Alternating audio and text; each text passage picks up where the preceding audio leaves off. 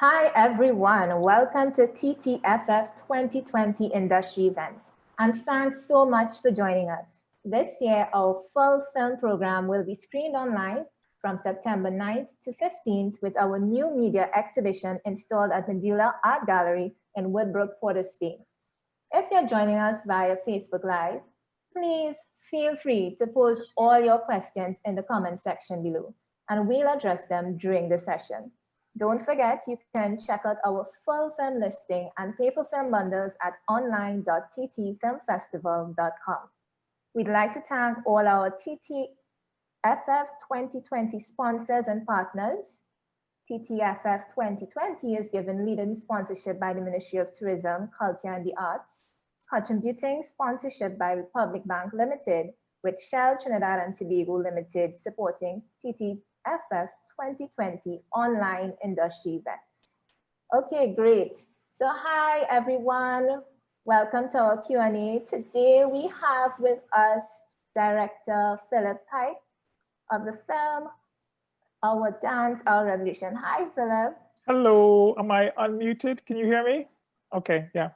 I can hear you. Great, I'm so excited about this Q&A today because this is a really trending topic. And I hope we get lots of questions. And if we don't get lots of questions, I have lots of questions. So we'll be here whole day. Wonderful. Before we jump in, I just want to say thank you to the TTFF for inviting the film to be part of the festival. We're absolutely thrilled that this is the Caribbean premiere. And yeah, I'm just wishing you guys a wonderful festival. Great, thank you so much.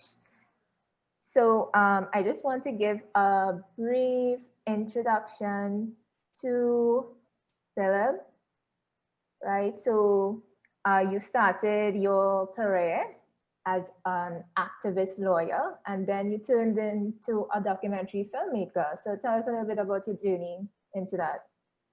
Yeah, so I started my professional career practicing law. At a certain point, you know, I had an interesting experiences, but at a certain point, I realized that my heart wasn't in it. And I guess I had what some people would call a spiritual awakening in the desert. I won't go into detail, but yeah, I just realized that filmmaking is what I wanted to do. And when I look back, I realized that I'd always had some sort of camera in my hand. When I was about 13 years old, my parents gifted me an old Bell & Howell Super 8 film movie camera. I'm aging myself and dating myself now. But yeah, so just decided to start making films.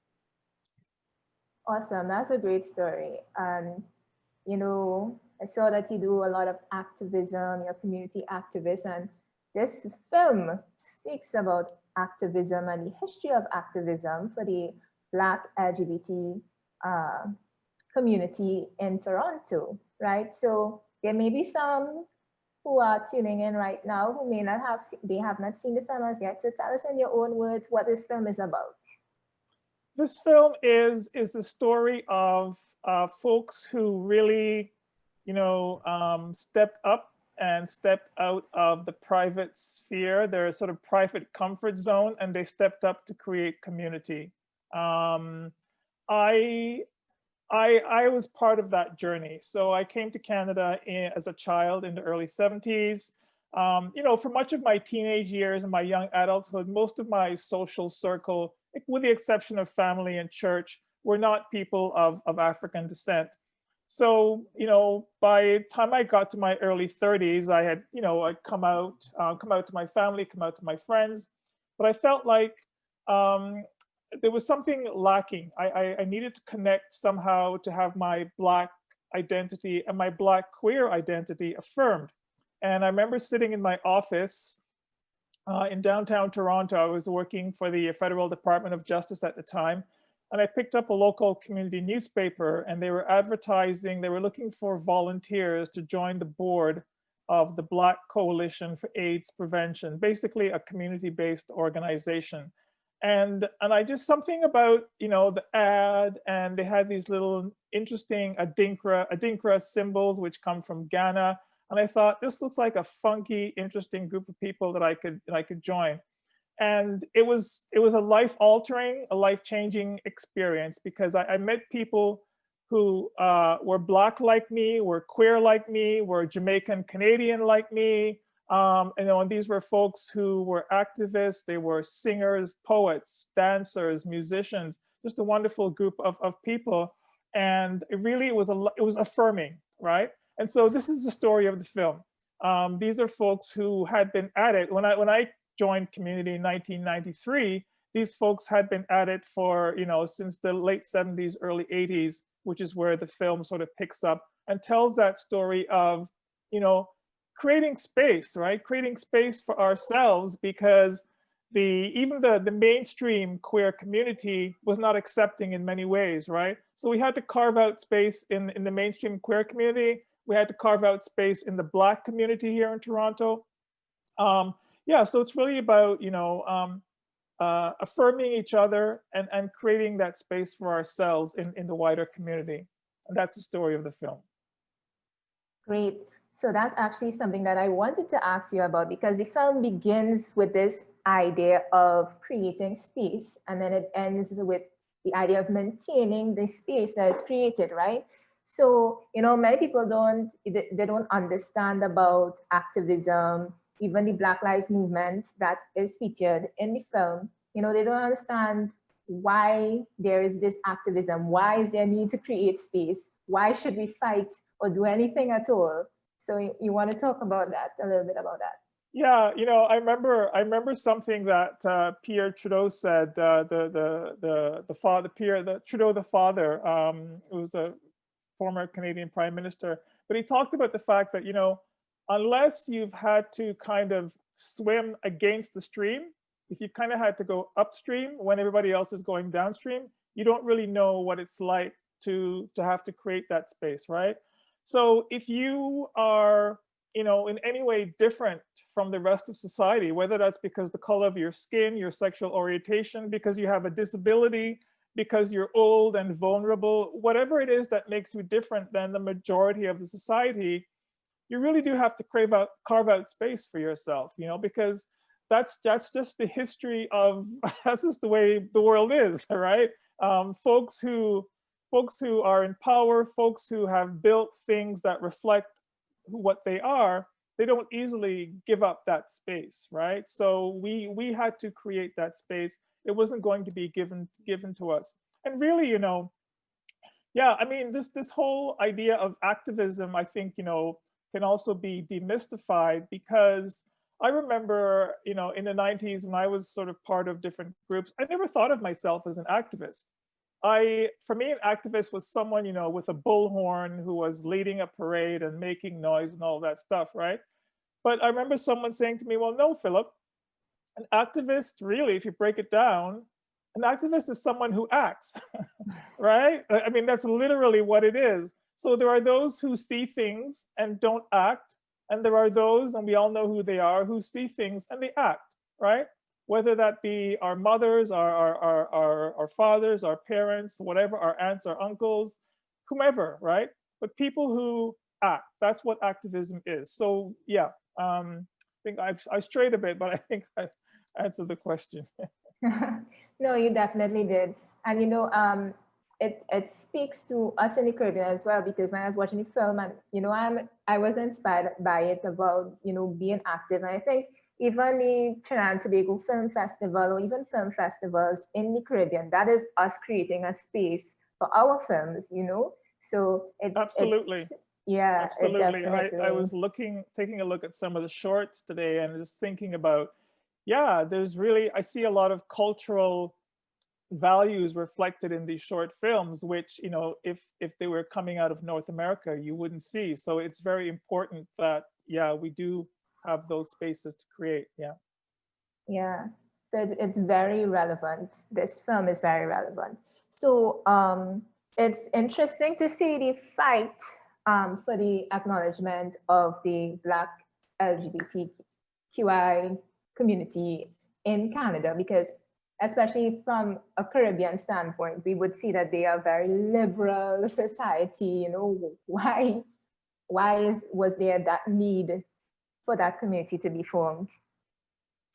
And I also wanted you, to say who was the audience for this film? Who did you want to speak to with this film? Yeah. So I'll deal with the first part, your question.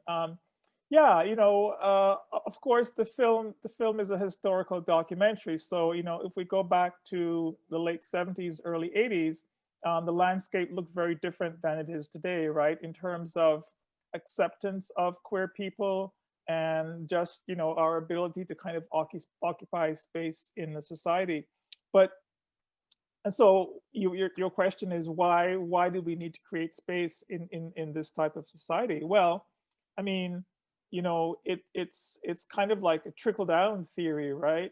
The gay liberation movement really sort of went into high gear in 1968, 1969 with the riots and uprisings in New York, Stonewall, right?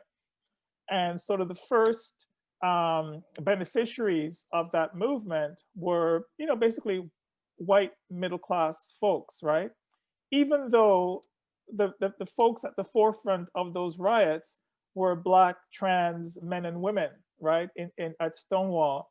And so there's a way in which the liberation or the freedom is sort of passed down from group to group. So even today in Canada, I would say that trans issues, trans people are still sort of on the margins of the margins and still experience discrimination and are killed and are murdered, right? I mean, the number of trans women who've been murdered in North America just in 2020, the number is astounding, right? So there are still folks, as I said, and as Rodney says in the film, there are still folks on the margins of the margins, right? And so the liberation, the revolution has not reached them, right? So there's still ways to go. And remind me about the second part of your question. Who was the audience? Yeah, the audience, right? Yeah. I think that the primary audience are queer people of color who have lived these experiences, these struggles, this fight for liberation and creating space. I think they would most identify with it. But I think it's also a universal story, right? And so I think the wider audience is really, I think the next sort of circle out will be sort of activists from all communities, right? Again, who can identify with activism, with folks who are trying to make change, trying to make the world a better place, a more equitable place. But I think it's a universal story because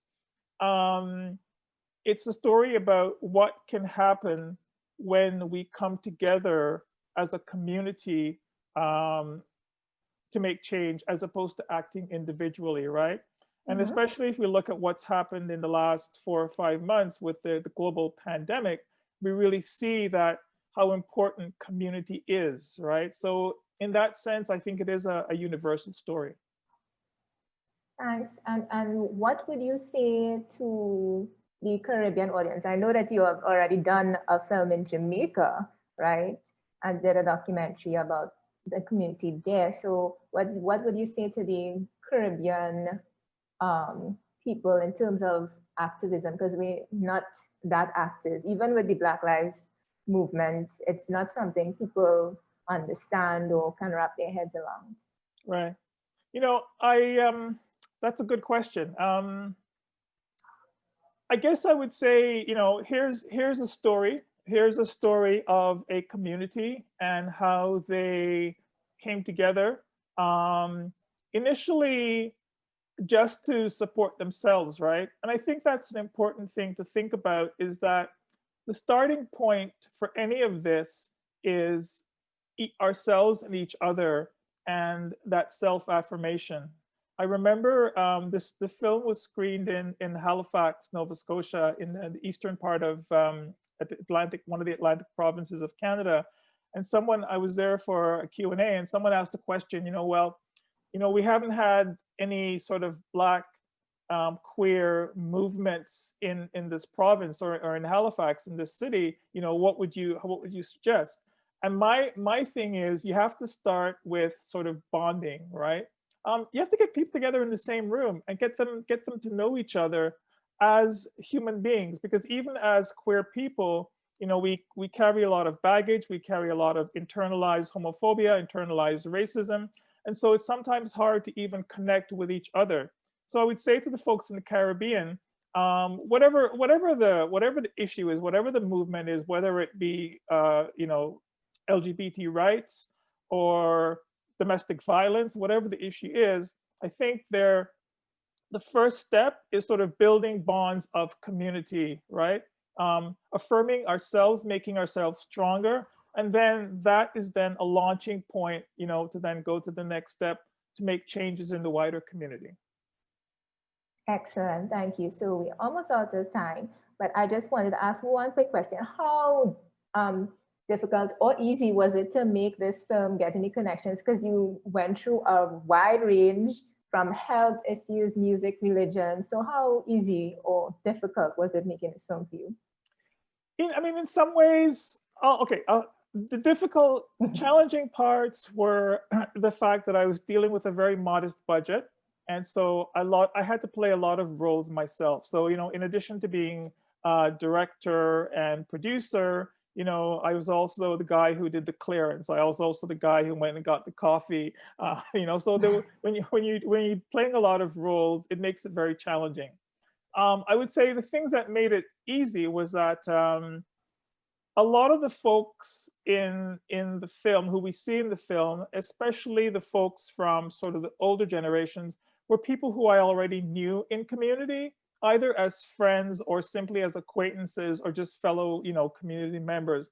So getting to meet with them and speak with them and developing trust, which is really important when you're doing a film, was not challenging. I mean, there were some of the younger folks who I was meeting for the first time, so I had to go through that, you know, that process of building trust. So yeah, and I mean, I spent a lot of time doing research for the film, you know, meeting people, getting the narrative, looking at documents and stuff. So I wanted this to be very comprehensive. And in fact, you know, our first rough cut was well over 2 hours long. And in fact, we had to take some scenes out, and those have actually been made extra scenes, which folks can actually watch for free on the film's website, ourdanceofrevolution.com. So yeah, there were challenges, but there were also things that made the process go smoothly. Okay, great. Well, thank you so much for joining us today. And I just want to say to those out there who are watching and you haven't watched the film yet, it's still available, so you can get online. And thank you so much, Phillip, for joining us today. And we hope to see many more films from you and exploring Caribbean culture as well. Thanks so much. And I wish you a great success for the remainder of the festival. You too. Take care. Bye-bye. Bye, everyone.